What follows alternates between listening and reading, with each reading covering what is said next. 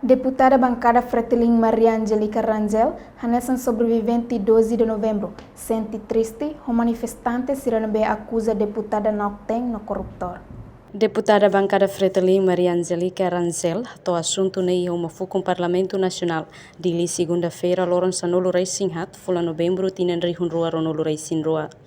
Deputada bancada Fretilin ne hateteng, jovem sira agora, tolok órgão soberania, acusa Nauteng, mesak jovem educado, nebe haturo comportamento la educa tebes. Nia dehan cidadão hotu iha direito halo petição, tamba garante iha artigo hatnolo rei singwalo, iha constitucional RDTL. Tolok órgão soberania Nauteng, ne educável tebes, la educa tebes.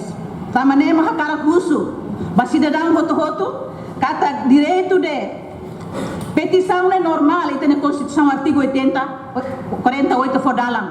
Mas bem, imagem de você que é fato histórico, né? Mesmo que jovem para determinante teve esforço de vida para ir, né? E lá merece será tu tolo com órgão soberania será. Lá merece a tu problema não tem, lá merece a tu problema corruptor se factos nela ia. Também ida ne rai né ia órgão soberania ha, né? Bem mas que interdependente ba malu kata governo, parlamento, ou se seret mahalo sala, tribunal mas se determina dihan katak sirane, dihan katak naute, ou koruptor galay. Mas laos, julga popular hanessa ainda ne. Hawakar hus. Deputado Nemos compara jovem agora lá hanessan o jovem sira uluk. A reportagem Febriana dos Santos, Televisão Timor Post.